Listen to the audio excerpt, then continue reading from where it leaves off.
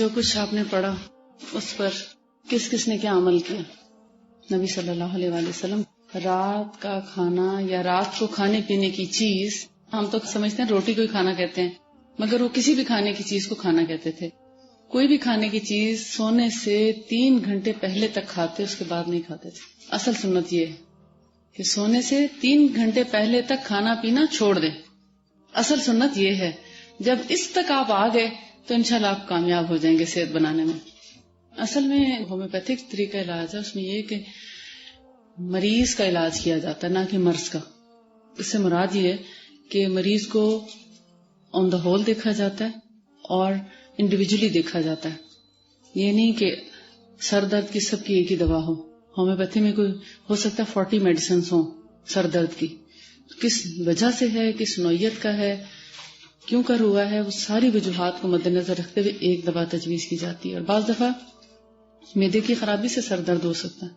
اب ایسی دوا ہوگی جو معدہ بھی ٹھیک کر دے، سر درد بھی ٹھیک کر دے. ایک مثال آپ کو دے رہی. اور جب مریض کا علاج کیا جاتا ہے، مریض تو ایک ہی ہے نا، اس کو ایک ہی دوا کی ضرورت ہے. بیماریاں بہت سی ہیں. اب سمجھدار تو وہ ہے جو ساری بیماریوں کو ایک جگہ رکھتے ہوئے ایک دوا دے، اس سے تمام تکالیف جو ہیں وہ دور ہو جائیں گی. لیکن اگر جو ڈاکٹر ہر بیماری کی الگ الگ دوا دے، سمجھ لیں کہ وہ بیکار ڈاکٹر ہے، سمجھدار نہیں ہے، کیونکہ ہر بیماری کے لیے وہ الگ سے دوا تجویز کر رہا ہے. بعض اوقات ایک سے دوسری یا تیسری میڈیسن، یعنی جو ہیلپنگ میڈیسن ہے، اس کی ضرورت پڑتی ہے. اس کی یعنی سپورٹنگ میڈیسن آپ کہہ سکتے ہیں.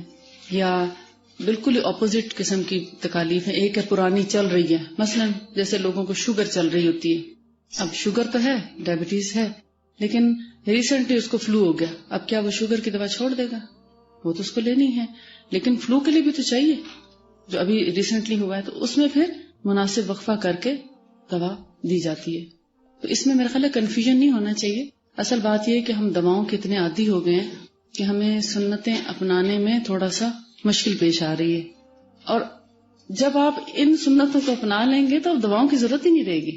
حقیقت یہ ہے.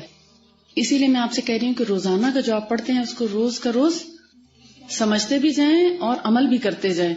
آپ ایک وقت آئے گا کہ آپ کے اوپر عقدے کھلنے لگیں گے اور راز افشاں ہونے لگیں گے کہ اصل صحت کا راز تو یہ ہے. اب 2-3 لوگوں نے کہا ہم نے دودھ پینا شروع کیا، حالانکہ اگر آپ کسی اور سے جنرلی بات کریں تو کہیں گے یہ کون سا بڑا کام ہے، مگر جس نے ابھی تک چکھا ہی نہ ہو اس کے لیے واقعی ایک مشکل کام ہے.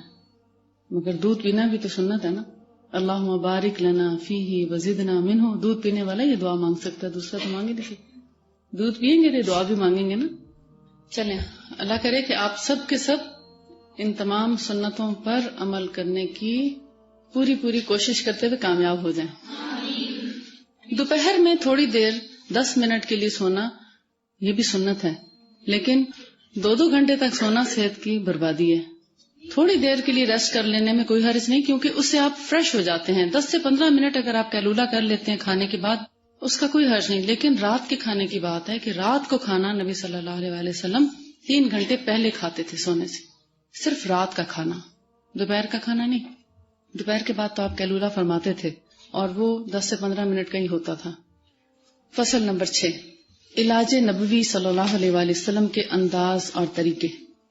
اس سے پہلے آپ یہ پڑھ چکے ہیں، میں نے آپ کو پہلے دن یہ طریقے تمام بتا دیے تھے، لیکن پھر بھی ہم اس کو یعنی جیسے فصل نمبر 6 میں آ رہا ہے تو ہم اس کو کر لیتے ہیں کہ پہلا طریقہ آپ صلی اللہ علیہ وآلہ وسلم کا دواؤں سے علاج، یعنی طبی دواؤں کے ذریعے بیماری کو دور کرنا. طبی دوائیں کون سی ہوتی؟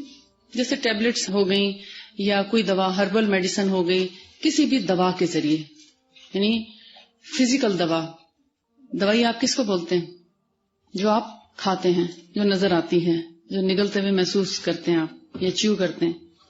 اور دوسرا طریقہ علاج بالادعیہ، یعنی دعا کے ذریعے اور جھاڑ پھونک کے ذریعے، دم کے ذریعے علاج. اور تیسرا طریقہ علاج بالامرین، یعنی ان دونوں طریقوں سے جو ادویہ اور ادعیہ کا آپ نے طریقہ پڑھا، یعنی دوا کے ساتھ ساتھ دعا کا طریقہ. مراد ہے دونوں چیزوں سے علاج کرنا، دوا سے بھی اور دعا سے بھی. آپ نے پیچھے پڑھا ہوگا کہ طریقہ علاج مختلف آپ دیکھ لیں، طریقہ علاج، پھر جسم انسانی کا علاج، پھر علاج کے طریقے، اور انسانی جسم کی بیماریوں کا تفصیلی بیان. اب دیکھنے تھوڑا سا ملتے جلتے سے الفاظ ہیں تو اس میں کنفیوز نہ ہوں. طریقہ علاج سے مراد یہ ہے کہ آیا علاج کرنا چاہیے کہ نہیں. فصل نمبر 3 میں جو بتایا گیا ہے، صحابہ کرام نے پوچھا نا آپ صلی اللہ علیہ وسلم سے کہ یا رسول اللہ، کیا آپ بھی یہ فرماتے ہیں کہ ہم دوا کے ذریعے علاج کریں؟ آپ کے ہوتے ہوئے ہمیں دوا کی ضرورت ہے؟ تو آپ نے فرمایا ہاں، جس اللہ نے بیماری نازل فرمائی اس نے دوا بھی نازل فرمائی ہے. تو آپ صلی اللہ علیہ وسلم چونکہ ایک میسنجر تھے، بلکہ ہیں اور ہمیشہ رہیں گے، اللہ کے رسول تھے. اللہ کی طرف سے آپ کو بہت سی چیزوں کا علم دیا گیا، اس میں انسانی بیماریوں کی جو وجوہات ہیں، بیسک علم آپ صلی اللہ علیہ وسلم کے پاس. بیماریوں کی وجوہات ڈاکٹرز نہیں جانتے. ایک عام دنیا دار ڈاکٹر نہیں جانتا کہ اس بیماری کی وجہ کیا بنی. کبھی بھی آپ کسی بھی ہاسپٹل میں کسی اسپیشلسٹ کے پاس آپ کا ملنا ہو، آپ کا کبھی کسی وجہ سے جانا پڑے خدا نخواستہ، تو آپ ان سے سوال کیا کریں کہ اس کی کیا وجہ ہے. وہ جواب نہیں دے پائیں گے. صرف وہ کیمیکل چینجز جو جسم کے اندر پیدا ہوتی ہیں ان کو وہ وجوہات تصور کرتے ہیں. مثال کے طور پر اگر گردوں نے کام کرنا چھوڑ دیا، اس کی وجہ سے ڈائلسس کروانے جا رہے ہیں، تو پوچھیں آپ تو کہیں گے کڈنی فنکشن سلو ہو گیا ہے اس لیے ہم کر رہے ہیں. اب کڈنی فنکشن کیوں سلو ہوئے وہ نہیں جانتے. اس کی وجوہات شیطانی ہیں، اس کی وجوہات جسم کی کوئی اور تبدیلیاں ہیں، اور ان تبدیلیوں کی وجوہات کون سی غذائیں ہیں، اور ان غذاؤں کے لینے کا طریقہ کار کیا کیا غلط اختیار کیا گیا ہے، کن کن اوقات میں کھانے کھائے گئے، کیسے کیسے کھانے کھائے گئے، کیسی غذاؤں کے اندر کتنی کیڑے مار ادویات کا سپرے کیا گیا تھا، اور ان سپرے کی وجہ سے جو ہمارے جسم کے اندر زہر پہنچا انہوں نے ہمارے گردوں کو کتنا نقصان پہنچایا، ہماری غذا کتنی ناخالص تھی، ہم نے غذا میں کون کون سی چیزیں سلیکٹ کر رکھی تھی، اور باقی اللہ کی پیدا کردہ نعمتوں سے کیسے ہم نے ناشکری سے روح گردانی کی، وہ یہ نہیں بتا سکتے. وہ ایک ڈاکٹر نہیں بتا سکتے. اس لیے جو چیز آپ کو رسول اللہ صلی اللہ علیہ وسلم بتا رہے ہیں یہ وہ چیز ہے جو آپ کی صحت کی صحیح نگرانی کرے گی، آپ کی حفاظت کرے گی اگر آپ نے ان کو یاد رکھا. اگر آپ کو یہ پتا ہو کہ کھانا ہاتھ دھو کے کھاتے ہیں تو پھر جس وقت آپ ہاتھ دھوئے بغیر کھانا کھائیں گے تو کیا ہوگا؟ بیمار ہو سکتے ہیں نا، کوئی بھی بیماری ہو سکتی. ایک بہت قریب کا واقعہ ہے کہ ایک شخص نے رات کا کھانا کھایا موٹر وے پہ کسی ہوٹل پہ. بیسیکلی ٹرک ڈرائیور تھا اور اس کے ساتھ اس کا ایک کنڈکٹر تھا. کھانا کھاتے ہی وہ 1 گھنٹے میں مر گیا، مگر کنڈکٹر جو ہے وہ زندہ رہا. تو اب وہ جگانا چاہ رہے تھے تو دیکھا تو ڈرائیور مر چکا تھا. جب ساری وجوہات دیکھی گئیں، بہت ریسرچ کی گئی کہ وجہ کیا ہے، کیوں مرا ہے، تو اس کے پھر ہاتھوں کا بھی انہوں نے جائزہ لیا کہ ہاتھوں پہ کوئی ایسی چیز تو نہیں. تو ہاتھوں سے کچھ زہریلے اثرات ملے جو اس کے انگلیوں کے ساتھ کھانے کے ساتھ اندر چلا گیا زہر، اور جس سے اس کی ڈیتھ ہوئی. اب وہ زہر کہاں سے آیا؟ مطلب ایک ہی کھانا تھا جو ڈرائیور نے بھی کھایا اور اس کے ساتھی نے بھی کھایا، ساتھی کو کچھ نہیں ہوا. جب تحقیق کی گئی تو پتا چلا کہ راستے میں ٹرک کا جو ٹائر ہے پنکچر ہوا تھا اور ڈرائیور نے اس کو جب چینج کیا، ہاتھ دھوئے ہوں گے مگر دھیان سے نہیں دھوئے. اب جب پنکچر ہوا تو پنکچر ہونے سے پہلے ٹائر کے نیچے آ کے سانپ مرا تھا، اس کا زہر ٹائر پہ لگا ہوا تھا. جب اس نے ٹائر چینج کیا تو وہ سانپ کا زہر جو ہے وہ ہاتھوں کو لگ گیا. اب جب یہ لوگ کھانا کھانے آئے تو ہو سکتا ہے کنڈکٹر نے ہاتھ دھوئے ہوں مگر ڈرائیور نے ہاتھ شاید نہیں دھوئے یا بھول گیا یا صحیح طریقے سے نہیں دھوئے، تو وہ زہر سانپ کا اس کے اندر چلا گیا جس سے اس کی فوری ڈیتھ ہو گئی. تو آپ دیکھیں کہ یہ تو ہے نا دنیا کی ریسرچ، اور یہ بھی ادھوری ہے اگر دیکھا جائے تو، کیونکہ سانپ کا زہر ذرا شدید ہوتا ہے نا، پہچاننے میں آسانی ہوتی ہے، لیکن جو سبزیوں اور پھلوں کے اوپر سپرے ہوتے ہیں اور وہ ہمیں نظر نہیں آتے گھروں میں، ٹھیک ہے، ان کا زہر بھی ہمیں محسوس نہیں ہوتا. ہم بہت سے پھل ایسے اٹھا کے کھا لیتے ہیں، کنو مالٹا پڑا ہے، بغیر سوچے سمجھے اس کو چھیل کے کھانا شروع کر دیتے ہیں. جب آپ نے چھیلا تو چھیلتے وقت جو باہر ہاتھ لگتا ہے وہ جب چھل چکا ہوتا ہے منہ میں ڈالنے لگتے تو وہ کیا ہاتھ اس چھلے ہوئی جگہ پہ نہیں لگتا. تربوز کاٹنے لگے آپ، سیب کاٹنے لگے، کوئی بھی چیز آپ بے شک چھلکا اتار دیں، مگر چھلکے والی جگہ پہ جب آپ کا ایک دفعہ ٹچ آ گیا تو وہ پھر چھلا ہوا بھی آپ ہی نے پکڑنا نا. اس لیے سبزی ہو پھل ہو، کوئی بھی چیز، جتنی سبزیاں بغیر چھلکے والی ہیں ان کو اور زیادہ اچھے طریقے سے دھونے کی ضرورت ہے، اور جن کا چھلکا اترتا ہے پھر وہ کسی حد تک چھلکا اترنے سے اس کے اثرات کم ہو جاتے ہیں، مگر سبزی چھیلنے سے پہلے بھی دھلی ہو اور چھیلنے کے بعد بھی ایک دفعہ دھو کے پھر کاٹی جائے تو بہتر ہے۔ پالک وغیرہ یہ چیزیں، میتھی، دھنیا، پودینہ، ان کو ہمیشہ ڈپ کر کے دھونا چاہیے، 3-4 پانی ڈپ کر کے اچھی طرح اس میں کھنگال کے اور پھر ان کو استعمال کرنا چاہیے، ادروائز ان کے اندر کیڑے مار ادویات کا سپرے ہوتا ہے، گندی جگہوں پہ اٹھائی رکھی جاتی ہیں، کئی جگہیں ایسی بھی ہوتی ہوں گی جہاں کوئی زہریلے جانور بھی مرے ہوئے ہوں گے، اس سے پہلے مر چکے ہوں گے، ریموو کیے ہوں گے، سبزی کبھی کہیں رکھی جاتی ہے، کبھی کہیں اٹھائی جاتی ہے، کیسے کیسے ہاتھوں سے اٹھائی جاتی، تو ان کو دھونا، ان کو صاف کرنا بہت ضروری ہے۔ اور جب یہ کیڑے مار ادویات کے سپرے والی سبزیاں یا پھل ہم کھا لیتے ہیں تو اس سے گریجولی ہمارے کڈنیز کے اوپر اثر پڑتا ہے اور پھر ان کا فنکشن سلو ہونے لگتا ہے۔ تو یہ تو ایک مثال ہے، اس طرح کی اور بہت سی مثالیں۔ چکن ہے، برائلر مرغی جو ہے، اس کی جو غذا ہے وہ اتنی ان ہائیجینک ہے کہ اس کے اپنے ہی جسم کی اتران، یعنی اس کے چھلکے، جو اس کے پر ہوتے ہیں، اس کے اندر کے دیکھتے ہیں نا، وہ پتا بھی، ایون پتا، آنتیں، وہ سب جو ایک دم نکال کے پھینکتے ہیں جس جگہ۔ ہم عام روٹین میں کتنا خیال کرتے ہیں کہ ہماری خوراک، جب دیسی مرغی گھروں میں ذبح کی جاتی تھی آج سے 20-30-40 سال پہلے، تو کیا ہوتا تھا، اس کے پتے کو بڑے احتیاط سے کہتے تھے کہ الگ کر لیا جائے، کہ اس کا زہر اگر کلیجی پہ لگ جائے تو اس جگہ کو اتار دیا جاتا تھا کہ اس کے زہریلے اثرات جسم میں داخل نہ ہوں۔ ایسے ہی ہوتا ہے، کیونکہ وہ پتا کیا ہے، زہر کا خزانہ ہے، زہر کی پوٹلی ہے ہمارے جسم کے اندر، جانوروں کے جسموں کے اندر، تو اس کو بڑی احتیاط سے باہر نکال دینا چاہیے۔ لیکن ابھی جو ہمیں چکن کھلایا جا رہا ہے، اس کی خوراک میں وہ پتا بھی شامل ہے، اس لیے کہ وہ جو اس کا بلک نکالتے ہیں وہ سارے کا سارا اس کی جو دوسری فیڈ ہے اس کے اندر اس کی اپنے ساری چیزوں کا قیمہ کر کے ملا دیا جاتا ہے، اور اس سے کوئی پتا نہیں نکالتا۔ اور جو چپس آپ اتنے لذیذ کھاتے ہیں، آپ کو بہت مزے کے لگتے ہیں، کہ اسی چکن کی جو چربی ہوتی ہے اس کو جمع کیا جاتا ہے ایک جگہ، اور وہ سیل ہوتی ہے، اور اس سے پھر وہ گھی نکالتے ہیں، اس گھی میں یہ چپس نکال کے آپ کو خوبصورت خوبصورت پیکٹس میں سیل کیے جاتے ہیں، تو وہ آپ بہت مزے سے کھاتے ہیں، اتنی گندی چربی کے، جس کے اندر خون بھی اور اس کی یعنی بیٹ بھی اور ہر چیز ملی بھی ہوتی ہے۔ تو آپ کو تو بہت اچھے لگتے ہیں، مزے کے، اسی لیے تو وہ مزے کے لگتے ہیں، کیونکہ اس جیسا گھی آپ کو گھر میں نہیں ملتا، اتنا گندا۔ اب اس کے آپ اتنے عادی ہو گئے ہیں کہ out of sight out of mind, جو آپ کے سامنے نہیں ہو رہا وہ دماغ سے اوجھل ہے، اب جو بھی ہو جائے کوئی بات نہیں۔ اگر کسی چیز میں آپ کے سامنے مکھی گر پڑی ہے تو ہو سکتا ہے آپ کو کراہت آئے، مگر کسی اور نے اگر آپ کو مکھی کھول کے بھی پلا دی نا، شیک کر کے بھی، تو آپ آرام سے پی جائیں گے۔ ایسے نہیں ہے۔ آپ کا کیا خیال ہے، تندور پہ جو روٹی بنتی ہے وہ بہت پاک صاف ہاتھوں سے بنتی ہے؟ جو بازار سے آپ ریڈی میڈ جوسز پیتے ہیں وہ بہت صاف ستھرے ہوتے ہیں؟ دیکھیں، میں آپ کو اس لیے بتا رہی، بیکری آئٹمس ہیں، بیکری کی چیزیں بنانے والے کئی دفعہ آپ دیکھتے ہیں اس کے اندر سے بہت کچھ نکل رہا ہوتا ہے، رس، ڈبل روٹی، بسکٹ، مکھیاں کئی دفعہ مری ہوئی اس کے اندر سے نکل رہی ہوتی، کاکروچز بریڈ سے نکل رہے ہوتے ہیں۔ ہاں، ہم نے اپنی آنکھوں سے دیکھا ہے، مگر وہ تو ہم پھر بھی نکال کے پھینک دیں گے، وہ پیس شاید نہ کھائیں، باقی کھا جائیں گے۔ یعنی اس آٹے کے اندر کاکروچز بھی شامل ہیں اس میں سب، اور کاکروچ آپ کو معلوم ہے گٹر سے آتے ہیں، ان کی اصل جو جگہ ہے وہ گٹرز ہیں۔ میں آپ کو اس لیے بتا رہی ہوں کہ آپ یہ سمجھتے ہیں کہ جو چیز آپ کو ریڈی میڈ مل گئی ہے وہ بہت ہی اچھی ہے، بڑی حسین ہے، خوبصورت خوبصورت پیکٹس میں ہے، مگر ان کی حقیقت کیا ہے وہ ہم نہیں جانتے۔ اب جب ایسی چیزیں آپ کھائیں گے تو کیا آپ صحت مند رہ سکتے ہیں؟ آپ کو توجہ کرنی چاہیے اپنے کچن کی طرف، اپنے گھر کے اندر خالص غذا کی طرف۔ تھوڑا کھائیں، اچھا کھائیں، بے شک دیسی گھی کھائیں، اللہ کی پیدا کردہ مخلوق سے ڈائریکٹ حاصل ہوتا ہے، بہت خوبصورت چیز کے اندر سے دودھ سے نکلتا ہے۔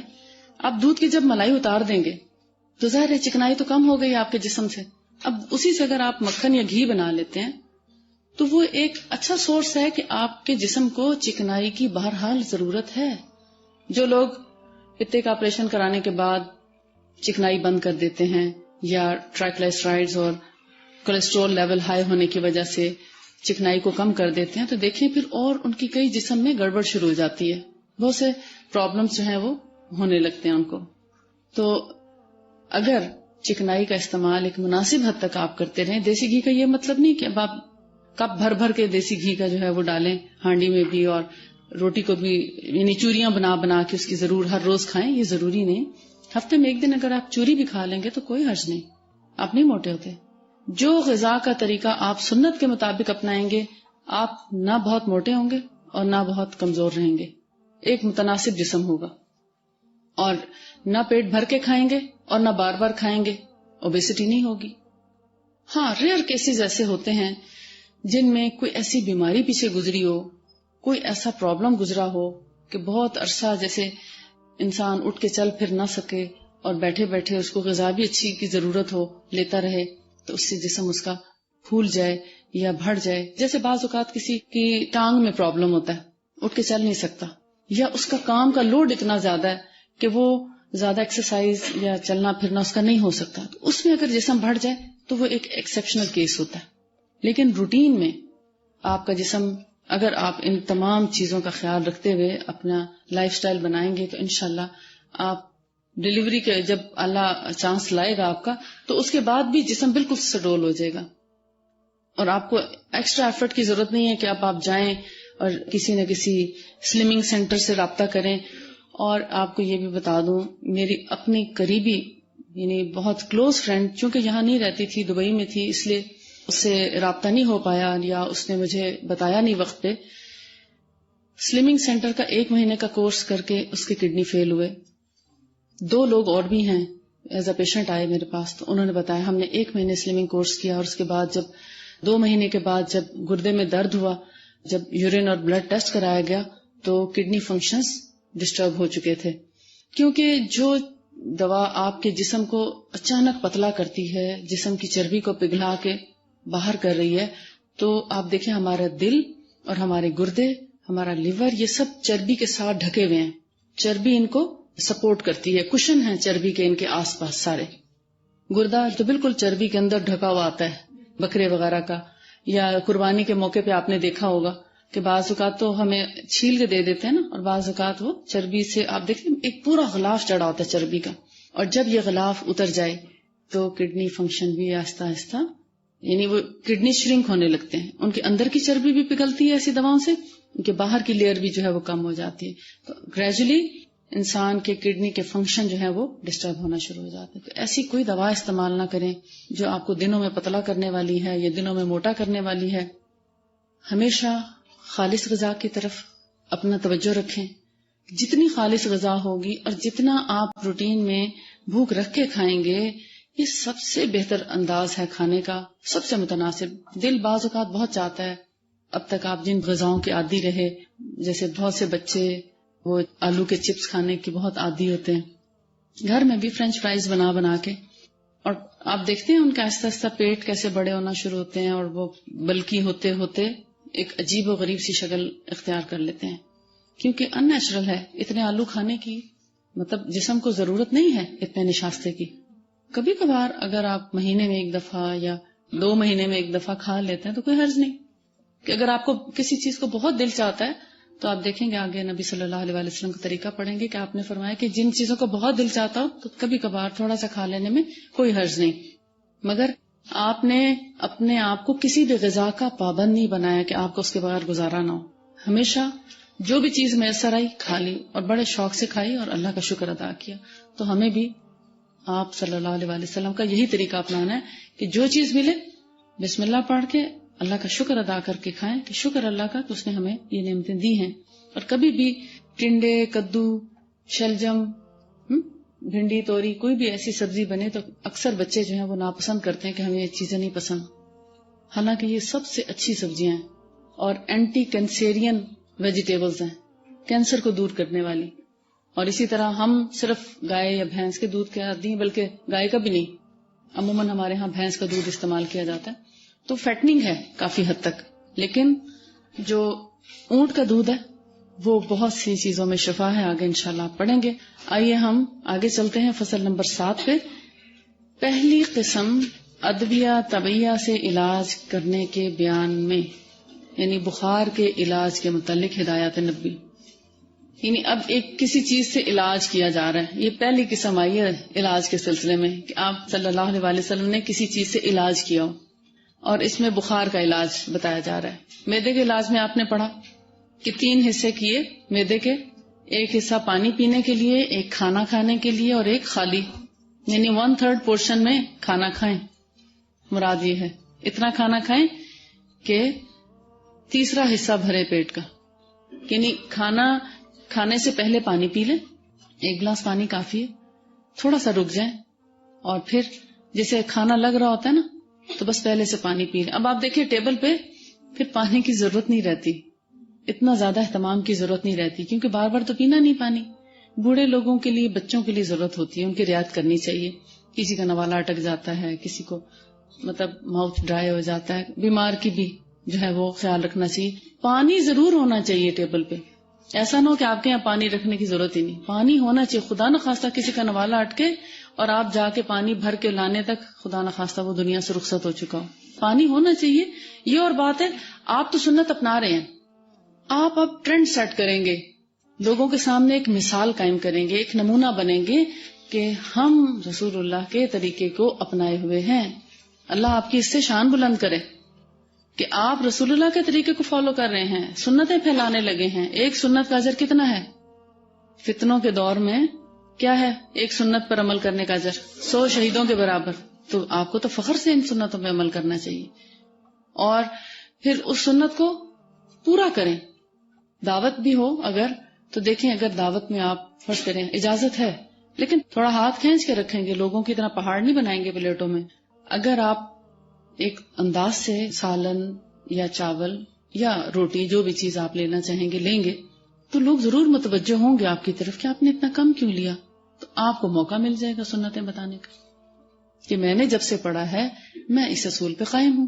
اب ان کو شرم آئے گی آپ کے سامنے اتنا کھانا کھاتے ہوئے، ان کو شرمندہ نہ کریں، مگر اپنی تبلیغ ایک محتاط اور پیارے طریقے سے کر دیں، ان تک اللہ کے رسول کا پیغام پہنچا دیں کہ زیادہ کھانا ہماری صحت کے لیے بڑا نقصان دہ ہے.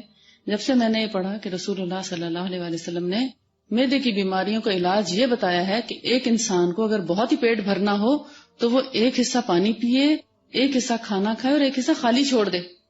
تو تب سے میں اس اصول پہ قائم ہوں، اس لیے میں زیادہ کھانا نہیں کھا رہی. تو آپ کی تو تبلیغ ہو گئی نا، میسج پہنچ گیا نا، آپ کا حق ادا ہو گیا نا، آپ نے جو پڑھا اس کا حق ادا کر دیا.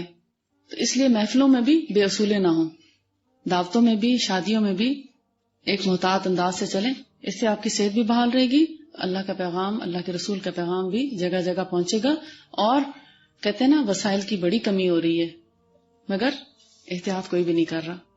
تو وسائل کی کمی اس طریقے سے ہم پوری کر سکتے ہیں جب ہم سنتوں پہ عمل کریں گے. پانی بہتا ہوا نہیں چھوڑیں گے، وافر مقدار بھی پڑی ہے چیز کی تو اتنا ہی استعمال کریں گے جتنا ہمارے لیے جائز ہے، جتنا ہماری صحت کے لیے اچھا ہے. تو انشاءاللہ آپ اللہ کی طرف 1 قدم آئے تو وہ آپ کی طرف 10 قدم آئے گا انشاءاللہ. تو وسائل کیسے کم ہو سکتے ہیں؟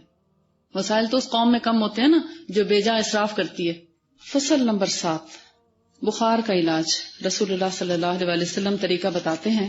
اس میں 2-3 احادیث ہیں، انہی کو ہم دیکھیں گے. ویسے ہی بہت لینتھی ہے لیسن، لیکن ہم نے چونکہ احادیث کے حوالے سے چلنا ہے تو اس لیے ہم زیادہ تر احادیث پہ اکتفا کریں گے اور دیکھیں گے کہ اصل طریقہ کیا تھا. صحیح بخاری اور مسلم دونوں کتابوں میں نافع نے ابن عمر سے روایت کی ہے کہ نبی کریم صلی اللہ علیہ وآلہ وسلم نے فرمایا، بخار یا بخار کی تیزی جہنم کی لپٹ سے ہے، اسے دور کر دو پانی کے ذریعے یا چھینٹے دے کر یا وضو سے یا غسل سے، یعنی ان میں سے کسی بھی طریقے سے. کتنے طریقے بتائیں ایک بخار کے؟ پانی کے ذریعے، پانی کسی بھی طریقے سے، جیسے اسپونجنگ کی جاتی ہے آج کل، ٹاول بھگو کے ٹھنڈے پانی میں اور پھر اس کو نچوڑ کے پٹیاں رکھی جاتی ہیں. تو کیا کیا آپ نے؟ پانی کا استعمال کیا. پھر چھینٹے دے کر بھی، کہیں چھینٹوں کی ضرورت پڑ جاتی ہے، پٹی بھی نہیں رکھ سکتے، ہو سکتا ہے آپ کے پاس پٹی نہ ہو، اب کیا کریں؟ ہاتھ بھی گیلا کر کے رکھا جا سکتا ہے. پانی کو استعمال کرنا ہے. وضو کرا کے، وضو کر کے یا وضو کرا کے. مریض جس کو بہت تیز بخار ہے اس کو آپ وضو کرا دیں. کتنا پیارا طریقہ ہے کہ اس کے ہاتھ منہ دھلا کے بالکل اس کو صاف ستھرا بھی کر دیں اور بخار بھی ہلکا ہو جائے. یا پھر غسل کے ساتھ، دیکھیں صرف یہ نہیں فرمایا کہ جیسا بھی بخار ہو اٹھا کے غسل کرا دیں. اب اگر نمونیے میں آپ اس کو نہلا دیں گے تو کیا ہوگا؟ زندہ رہے گا مریض، جان خطرے میں ہے نا. تو اس لیے یہ سارے طریقے بتائیں کہ اگر سردی کا بخار ہے، ٹائیفائڈ ہے، نمونیا ہے یا کسی اور آنتوں کے انفیکشن سے جب ڈائریا ہو جاتا ہے اور اس کے ساتھ جو بخار ہو جاتا ہے، تو ایسے میں مریض کی قوت مدافعت بہت کمزور ہو چکی ہوتی ہے، مریض بہت تھکا ہوا اور نکاہت محسوس کرتا ہے، تو ایسے میں اس کو چھینٹے یا پٹیاں یا پانی کا ہاتھ لگا دینا ہی کافی ہے، کیونکہ ہو سکتا ہے زیادہ ٹھنڈا کرنے سے وہ مزید اس کی پسلیوں میں درد ہو جائے یا جسم میں درد ہو جائے، کیونکہ ٹائیفائڈ کا مریض بھی جو ہے نہانے کے بعد جسم درد محسوس کرتا ہے، اور اسی طرح نمونیا والے کو بھی احتیاط کے ساتھ نہلایا جاتا ہے. نہلانے کو تو نہلایا جا سکتا ہے، خوب گرم پانی میں آپ اس کو لٹا دیں بٹھا دیں، لیکن نہلانے کے بعد کی حفاظت بڑی امپورٹنٹ ہے. وہ اکثر لوگ نہیں جانتے، جس کی وجہ سے نہلانے سے پرہیز بتایا جاتا ہے، کیونکہ گرم گرم ٹبس کے پانی سے نکال کر پھر کمرے کو اتنا گرم ہونا چاہیے کہ وہ پانی اور کمرے کا ٹیمپریچر ایکول ہو، تو پھر تو کوئی حرج نہیں. لیکن یہ احتیاطی تدابیر چونکہ لوگ اختیار نہیں کرتے، اس لیے مریض کو آدھا مار دیتے ہیں. تو کہا جاتا ہے کہ نہ نہلائیں تو بہتر ہے کچھ دن، یعنی 3 دن یا جتنے بھی دن سویئر کنڈیشن ہے اتنے دن میں. ہاں، پانی کے چھینٹے اس کو دیے جا سکتے ہیں، یا پھر اسپونجنگ نمونیا کے مریض کو بھی کی جا سکتی ہے. بہت زیادہ کپڑے پہنانے سے گریز کرنا چاہیے، اتنے کپڑے نہ پہنائیں کہ اس سے بہت پسینے آ جائیں، اور اتنے کم بھی نہ کریں کہ مزید دردیں شروع ہو جائیں. ایک محتاط انداز سے چلنا چاہیے. البتہ گرمی کا بخار ہے، لو لگ گئی ہے، سن سٹروک ہو گیا ہے، تو آپ پانی کے ٹھنڈے ٹب میں بھی مریض کو لٹا دیں تو کوئی حرج نہیں. گرمی کے موسم میں اگر سورج کی گرمی سے بخار ہو گیا ہے یا سن سٹروک اسی کو بولتے ہیں نا، لو لگ جاتی ہے جب، تو پھر مریض اگر ٹھنڈے پانی میں بیٹھ بھی جائے یا مسلسل سر پہ ٹھنڈا پانی ڈالا جائے تو کوئی حرج نہیں، بخار بھی کم ہوگا، مریض کو آرام بھی پہنچے گا.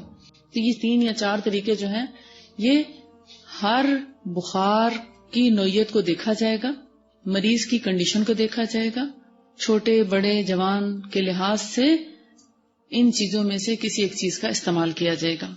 اس کے بعد پیج نمبر 55 پر ہے، جب تم سے کوئی بخار زدہ ہو، یعنی تم میں سے کسی کو بخار ہو جائے تو بخار والے شخص پر ٹھنڈے پانی کے چھینٹے دیے جائیں. آپ صلی اللہ علیہ وسلم نے فرمایا کہ جب بھی تم میں سے کسی کو بخار ہو جائے تو اس کو ٹھنڈے پانی کے چھینٹے صبح سویرے دیے جائیں. صبح سویرے سے مراد یہ ہے کہ انسان اکثر جب سوتا ہے تو اپنے آپ کو تھوڑا سا وارم کر کے سونا چاہتا ہے.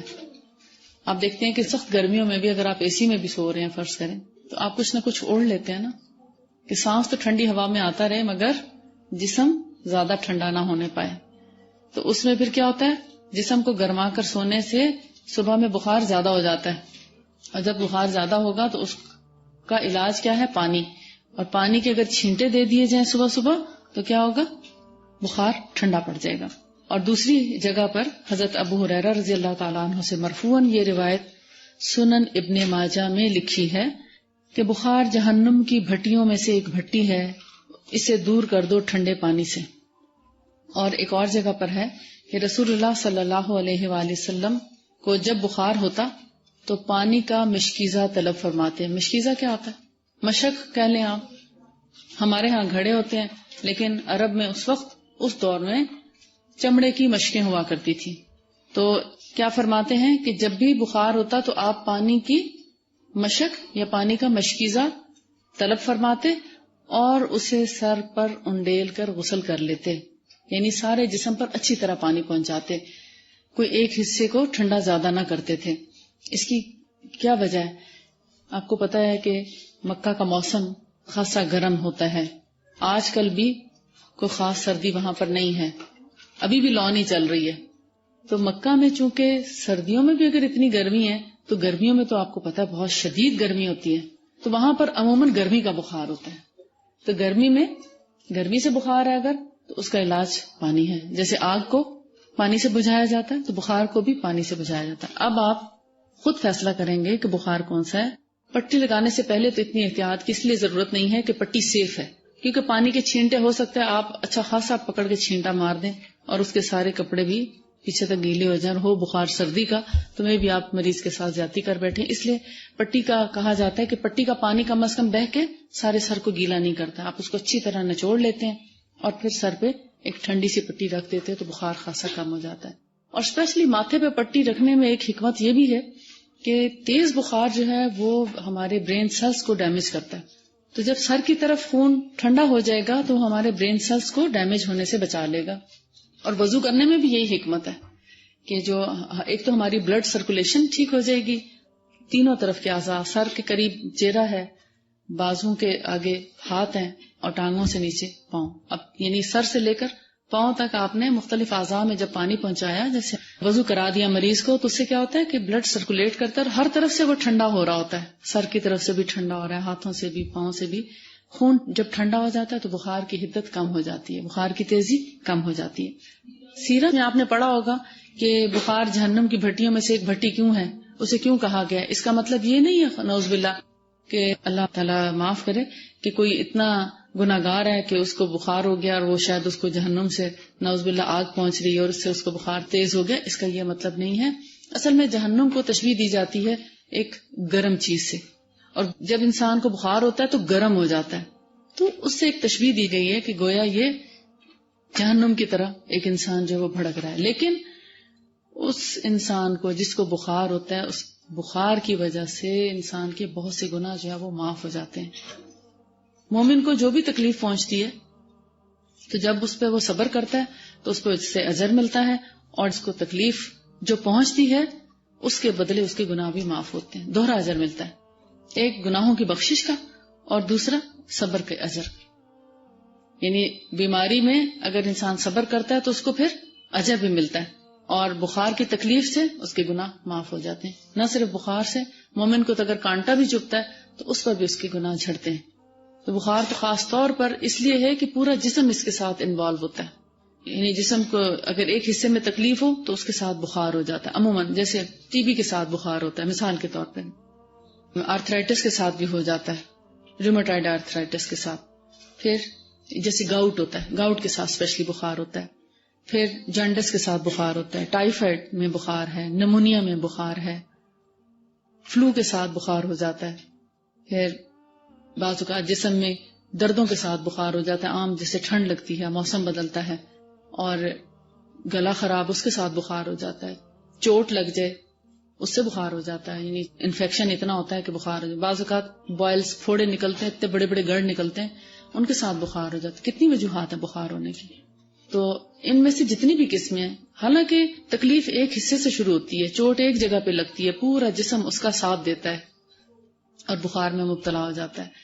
تو جب پوری باڈی جو ہے وہ تکلیف میں مبتلا ہو جاتی ہے تو اس پر اگر صبر کیا جائے تو اس پر اجر بھی بہت زیادہ ہے اور گناہوں کی بخشش بھی ہے. تو ہمارے گناہ ایسے جھڑتے ہیں جیسے خزاں کے موسم میں درختوں کے پتے جھڑتے ہیں. لہٰذا بخار کو برا بھلا نہیں کہنا چاہیے. ایک اور حدیث میں آتا ہے, حضرت ابو ہریرہ سے روایت ہے کہ بخار کی بات رسول اللہ صلی اللہ علیہ وآلہ وسلم کے پاس نکلی تو ایک شخص نے سن کر بخار کو برا بھلا کہا تو آپ نے فرمایا, بخار کو گالیاں نہ دو, یہ تو گناہوں کو ایسا دور کر دیتا ہے جیسے بھٹی میں لوہے کا زنگ تپنے سے دور ہو جاتا ہے. اس سے کیا پتہ چلتا ہے کہ بخار کسی کے گناہوں کی وجہ سے نہیں آتا, یہ ہمارے گناہوں کی بخشش کے لیے آتا ہے اصل میں. تو جس کو بخار ہو اس کو تو خوش ہونا چاہیے کہ اس سے میرے تو گناہوں کی بخشش کا ایک بندوبست ہو گیا, اور اس پر صبر کرنے سے اجر بھی ملے گا. لیکن اگر بخار ہو جائے تو پانی سے رہنمائی لی جا سکتی ہے فرسٹ ایڈ کے طور پہ. اگر تو بخار ٹھیک ہو جائے تو ویل اینڈ گڈ, اگر بخار نہیں ٹھیک ہوا تو پھر اس کے بعد دم بھی کیا جا سکتا ہے. دم کرنے کے باوجود بخار نہ جائے تو پھر علاج کیا جا سکتا ہے, اس کے لیے دوا لی جا سکتی ہے. اگر بخار پہلے ہی دن 106 پہ چلا گیا تو کیا آپ انتظار کریں گے کہ آج کا دن میں پانی سے علاج کروں اور پھر میں دوا لوں؟ پھر تو آپ کو فوری ایمرجنسی جانا پڑے گا نا, فوری دوا کرنی پڑے گی. لیکن اگر بخار 99 100 تک ہے تو آپ پانی سے علاج کر سکتے ہیں. اس کی جو بخار سے پہلے کی کوئی کیفیت تھی, کوئی پیٹ میں درد تھا یا کوئی اور جو بھی وجوہات بن رہی ہیں بخار کی, ان کو دور کرنے کی کوشش کریں گے, اور اگر آپ کے کنٹرول میں نہیں آتا تو پھر آپ اس کے لیے علاج بھی کریں گے. صرف پانی پر اکتفا نہیں کریں گے. آپ گھر والوں کو جا کے بتائیں کہ آج کے بعد بخار کی دوائی کوئی نہیں لینی, اور جو ہے اس کے لیے صرف پانی سے علاج کیا جائے گا, اور میں نے آج سے زندگی کا اصول بنا لیا کہ جب بھی بخار ہو تو پانی سے علاج کروں گی. تو ایسا اصول مت بنائیے گا. فرسٹ ایڈ کے طور پر آپ رہنمائی ضرور لیں گے, بخار کی تیزی کو کم کریں گے پانی کے ذریعے, اور فوراً ہی جیسے ہی مریض کو بخار ہو, چاہے تیز ہے یا ہلکا ہے, آپ پانی کا استعمال ضرور کریں گے سنت سمجھ کر. بخار کے علاج کا آغاز آپ پانی سے کریں گے، لیکن اگر مریض کو بہت سردی لگ رہی ہے تو چھینٹے یا غسل نہیں کرائیں گے، بلکہ پانی کی پٹی صرف ماتھے پہ رکھ دیں گے. ملیریا میں کیا ہوتا ہے؟ بخار ہوتا ہے، تو پھر کیا کرتے ہیں؟ سردی لگتی ہے. اب اس میں اگر آپ مریض کو نہلا دیں گے تو کیا ہوگا؟ مریض نہیں نہانا چاہتا نا. تو جس بات پر طبیعت آمادہ نہ ہو وہاں پر فورسفلی نہیں کرنا چاہیے، مریض کے ساتھ زیادتی نہیں کرنی چاہیے. ہاں پانی کی پٹی ماتھے پہ رکھیں، وہ بھی اس کے لیے ناقابل برداشت ہی ہوگی، مگر چونکہ مریض ہے اس کا بخار کم کرنا ہے. مریض تو چاہتا ہے کہ میرے اوپر 2-3 رضائیاں ڈال دی جائیں تو میں گرم ہو جاؤں، لیکن اس میں آپ دیکھتے ہیں مریض کا بخار بہت شوٹ کر جاتا ہے. اگر ماتھے پہ پانی کی پٹی رکھ دیں گے تو مریض کا بخار کم ہو جائے گا. اس کے بعد آپ علاج کی طرف آئیے.